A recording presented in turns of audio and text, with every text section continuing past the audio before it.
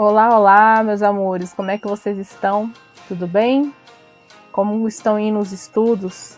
Ralando muito, estudando muito? Como vocês estão vendo aí na imagem, hoje nós vamos falar de uma das mais antigas civilizações da humanidade, que é a civilização chinesa. Dessa vez, nós vamos estudar um dos povos asiáticos que ficam no extremo oriente, a região mais a oeste do globo terrestre. Muitas vezes vocês devem ter ouvido falar sobre a China atual nos noticiários, mas muito pouco conhecemos sobre a sua história e como a China, desde a antiguidade, assim como diversos outros povos do Oriente, contribuíram para a história da humanidade. Então, hoje nós vamos focar mais em alguns aspectos culturais dessa civilização, principalmente sobre o patrimônio cultural aqui. Toda essa região colorida aí, que não está cinza, corresponde ao continente asiático. Só que o continente asiático é gigantesco. Então, nós dividimos ele em vários pedaços ou regiões menores. Por exemplo, nós estudamos vários povos que surgiram aqui nessa região do Oriente Médio, como os hebreus, os fenícios, a Mesopotâmia, que fica nessa região. Aqui, considerado como Extremo Oriente, você engloba países atuais como Japão, Coreia do Sul e do Norte, China e Mongólia, entre outros territórios. Aqui é só para vocês terem uma noção de quais países atuais fazem parte da Ásia. Então, é toda essa gama de países aí, com culturas totalmente diferentes uma da outra, que são considerados países asiáticos, tá? Não é só China e Japão, gente, e nem só Coreia, ok? Mas vamos falar um pouco sobre as principais contribuições da civilização chinesa para a história da humanidade. Aqui, por exemplo, vocês estão vendo que os chineses foram os primeiros a inventar o papel, como conhecemos hoje. Foram eles que elaboraram esse processo. Antes do surgimento do papel, a gente viu em outras civilizações que eles usavam para escrever, por exemplo, aquelas tábuas de argila que os sumérios usavam. Outros povos usavam paredes de templos. Outros povos, como os egípcios, elaboraram o papiro, que era uma espécie de tecido onde você escrevia. Os chineses vão inovar e vão inventar o papel. Além disso, eles também vão criar o papel moeda, que é o que nós conhecemos como dinheiro de papel hoje em dia. Os povos da antiguidade, eles inicialmente não produziam nem moedas, como nós conhecemos hoje.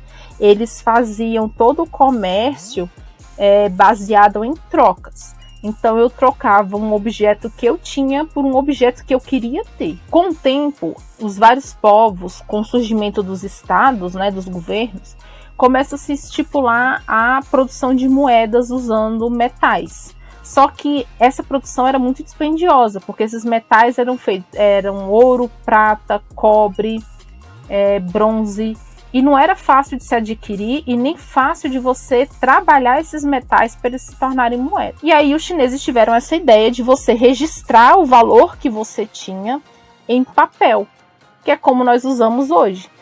O dinheiro é basicamente um documento produzido pelo governo que atesta que você tem aquele valor em mãos. A prensa, isso daqui é muito interessante. Os livros, como nós conhecemos hoje, vão demorar muitos séculos para surgir. Como é que a galera fazia para copiar o mesmo texto, né? Se eu quisesse distribuir muitas cópias do mesmo texto, ou se eu quisesse produzir o que nós chamamos hoje em dia de livros. Eu tinha que copiar tudo à mão, gente. Palavra por palavra, um por um. Imagina você fazer uma Bíblia inteira feita à mão. A galera na Idade Média na Europa vai fazer isso. Nós vamos ver isso lá na frente, no quarto bimestre. Mas como a galera da Antiguidade fazia? Tinha que copiar tudo à mão, gente. Tudo à mão. Como é que os chineses vão fazer? Eles vão desenvolver essa técnica aqui, que é você esculpe esse texto em um pedaço de metal e aí você passa tinta nesse molde que você tem esculpido ali e depois você pressiona ele contra o papel. Então isso é uma prensa. Você vai ter como pegar esse mesmo texto e copiar em várias folhas de papel diferentes. Outra contribuição é a pólvora. A pólvora era usada tanto para armas, como você está vendo esse soldado tentando acender esse foguete aí, né? Quanto também para fogos de artifício. Outra contribuição é o jogo de xadrez, lógico que não como nós conhecemos hoje, mas a ideia do jogo de xadrez surgiu aí na civilização chinesa. as pipas também, a bússola, que foi um instrumento importantíssimo para as navegações, que consiste de você criar um aparelho que tem um objeto que sempre aponta para o norte, porque ele está magnetizado. E aí você consegue se localizar dentro de um território. Por incrível que pareça, o macarrão não é uma invenção italiana, galera. O macarrão é uma invenção asiática, aí da região também da civilização chinesa. Os chineses já usavam há muitos séculos o macarrão como um alimento básico. Outro elemento importantíssimo, principalmente para a economia da civilização chinesa no período da antiguidade, vão ser os tecidos feitos de seda. A seda é produzida por um inseto, ele forma uma fibra para formar o seu casulo. As pessoas pegam esse casulo do bicho da seda e transformam ele em tecido. E nesse período esse tecido vai ser muito raro e muito caro, tá? Então isso aqui vai representar uma boa parte da economia chinesa, e os chineses vão tentar proteger o comércio da seda de todas as maneiras possíveis. Além disso, a porcelana chinesa, que eu coloquei o nome aí de cerâmica. A porcelana chinesa, até hoje em dia, ela tem um alto valor aí no mercado de leilões de antiguidades, tá? Principalmente as pertencentes a dinastias antigas. Outro elemento cultural muito importante da civilização chinesa desenvolvida nesse período é a ópera. Para quem não sabe, a ópera é uma expressão artística que mistura teatro com música e canto. Só que da seguinte forma, todas as falas da encenação são cantadas. E na civilização chinesa também tem toda uma estética relacionada ao figurino, à maquiagem, que deve ser seguido. A medicina chinesa. Os chineses já conheciam a medicina desde a antiguidade. Até hoje na China, a medicina chinesa é muito mais valorizada do que a medicina convencional ocidental, como nós conhecemos aqui. Também outras técnicas, como a acupuntura, que vocês talvez tenham visto, que é quando você coloca aquelas agulhas em pontos específicos do corpo para tratar diversas doenças. E os chineses tinham um grande conhecimento sobre a anatomia do corpo humano, muito antes até do que alguns povos do Ocidente.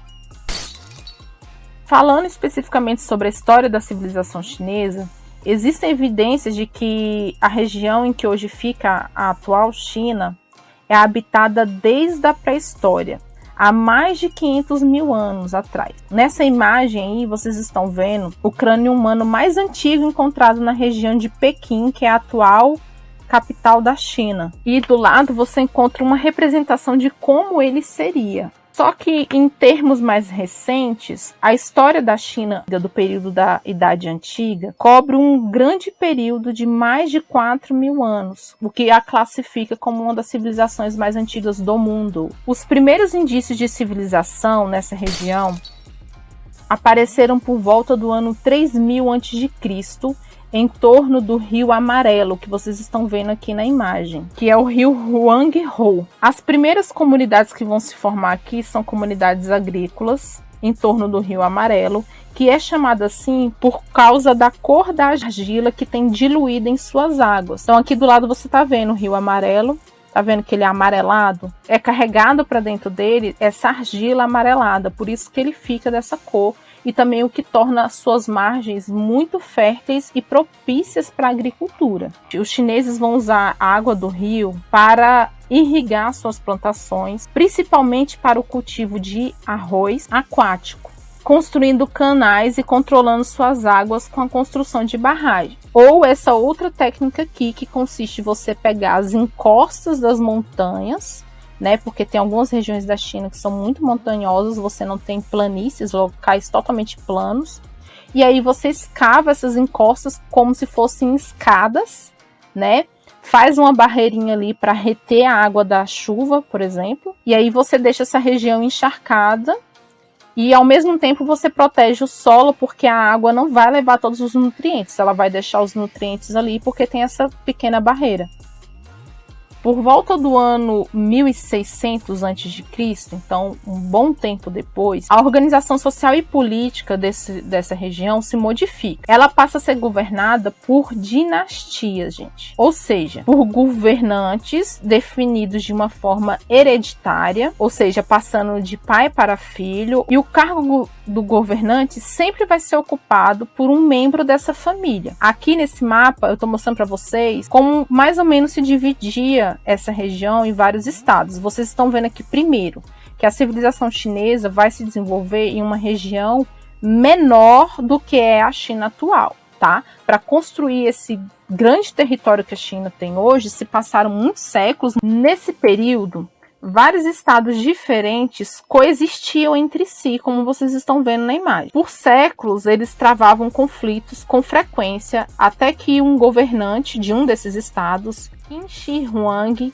em 221 a.C., unificou esses reinos em um só, tá? Então ele fez guerra contra todos aqueles estados ali que nós vimos. Passou a ser o primeiro imperador da China. Esse imperador, gente, foi tão importante que alguns historiadores acreditam, inclusive, que o nome China vem do nome dele, que em chinês se pronuncia Xin.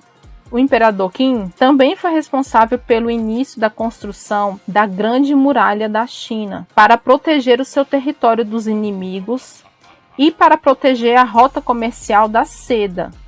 Então aqui vocês estão vendo, né, alguns inimigos tentando atacar a China, e aí eles tinham que transpor essas muralhas aqui, o que tornava esse trabalho muito mais difícil. Nesse mapa aqui você tá vendo a rota da seda, né, essa rota comercial que a galera que vivia, por exemplo, na Europa ou na África fazia para chegar até a região da China para poder comprar seda e outros produtos que só eram produzidos na China. Então aqui é a rota terrestre em vermelho e aqui em azul é a rota marinha. Voltando a falar da muralha, aqui, por exemplo, vocês estão vendo no mapa da China atual onde se localiza a muralha. Tá vendo toda essa linha vermelha aqui, ó? É toda a extensão da muralha da China. Não é à toa que ela é chamada de Grande Muralha. A extensão dela é enorme, mas lógico, não foi construída do dia para a noite. Então, mas o que especificamente é a muralha da China ou a Grande Muralha? É um conjunto de muros e fortificações construídos durante 20 séculos, de cerca de 8.000 quilômetros, gente, de extensão. É a mais longa estrutura construída pelos homens. A muralha da China ela foi construída por milhares de camponeses do período da antiguidade, que em troca de trabalho eram liberados de pagar imposto, por exemplo. Segundo os registros que nós temos, por causa da má alimentação e do frio e das condições muito difíceis aí, né, para eles ficarem na região para poder fazer essa construção, até 80% dos operários morriam trabalhando aí na muralha da China. A Grande Muralha hoje é considerada uma das 7 maravilhas do mundo moderno e é considerado um patrimônio histórico e cultural da humanidade e é um dos locais mais visitados por turistas no mundo. Outra grande construção associada ao imperador Qin é sua tumba, que é guardada por um enorme exército de estátuas feitas de terracota. Na tumba existe uma guarda simbólica de cerca de 8.000 estátuas de guerreiros, outras de 520 cavalos e também 130 carruagens. Tudo modelado artesanalmente em tamanho natural e cada uma com características individuais. Essas estátuas elas foram descobertas em 1974, por acaso, sem querer, por agricultores, gente, por incrível que pareça. Eles estavam escavando a região para construir um poço e encontraram uma dessas estátuas. As estátuas feitas de barro defendiam uma pirâmide subterrânea, que é onde o imperador está enterrado. Na região, quem olhava assim de longe, via apenas um morro coberto por vegetação aqui. Tá vendo como vocês estão vendo na imagem? Então eles construíram toda a estrutura aqui da tumba e cobriram aquilo tudo ali de terra e com vegetação para disfarçar essa tumba, até para que não fosse roubada, saqueada, por exemplo. Na época, mais de 700 mil pessoas de todos os cantos do país aí, né, da civilização chinesa, trabalharam nessa obra, que demorou 38 anos para ser concluída. Para evitar o ataque de ladrões também, galera, eles prepararam uma série de armadilhas aí automáticas na tumba para que não fosse saqueada. Outro aspecto da cultura milenar chinesa é a religião, ou melhor, religiões. Nessa região coexistiam várias religiões ou filosofias religiosas diferentes umas das outras, tá? Eu não estou falando que eles são politeístas, é diferente. Dentre elas nós tínhamos o confucionismo, tinha também o budismo. Outra prática religiosa muito comum na China, desde o período da antiguidade aos tempos atuais, é o culto aos ancestrais. É você prestar respeito aos seus antepassados. E também o taoísmo, que tem esse símbolo aqui que vocês devem ter visto em algum lugar, que representa o yin e yang, que é o positivo e o negativo em tudo que existe na vida, que são os opostos que se complementam e formam uma unidade harmônica. E aí, sobre esse assunto, vocês podem ler mais um pouquinho sobre ele aí no texto, que eu deixei um pouco mais detalhado. E aí vocês estão vendo um origami, gente. Esse tipo de dobradura que a gente pode fazer animais e objetos simplesmente dobrando papel também faz parte da cultura asiática desde o período da antiguidade. Aqui eu deixei para vocês algumas dicas de filmes para vocês assistirem que estão relacionadas a esse assunto. Eu sei que nem sempre vocês estão tendo acesso à internet ou acesso à Netflix, mas se puderem, eu quero que vocês lembrem um pouquinho sobre o conteúdo que nós estudamos. Então, em cada um deles, a gente consegue ver elementos desse conteúdo que nos ajuda a compreender melhor. Só que nós temos que lembrar o seguinte.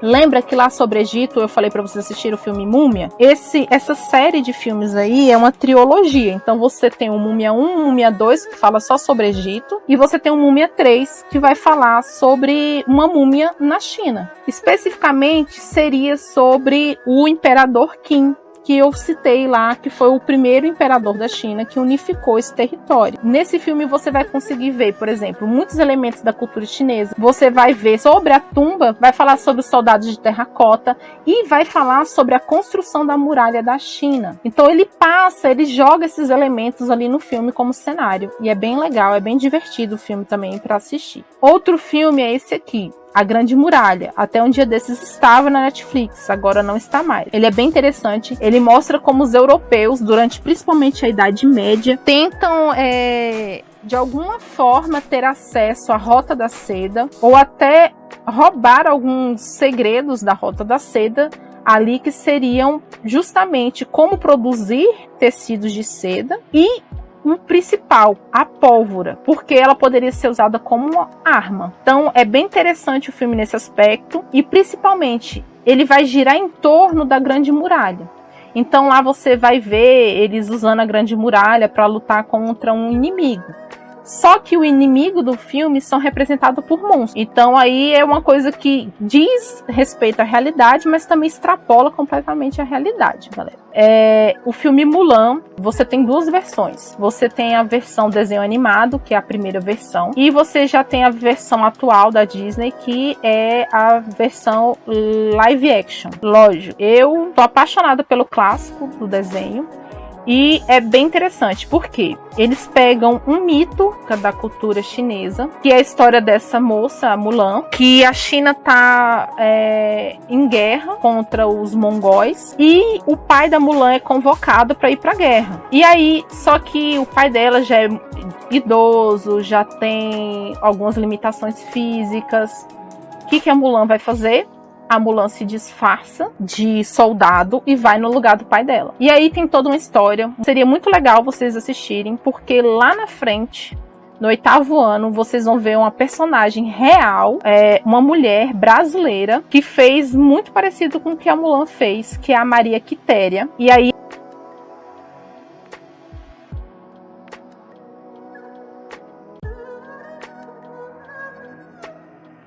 E é muito interessante que vocês vejam esse aspecto aí, para vocês conectarem essas duas histórias, que duas mulheres que vão quebrar um pouco do padrão da sociedade da época que elas vivem e vão para a guerra lutar. E é muito interessante. Nesse filme também vocês vão ver uma série de elementos da cultura chinesa,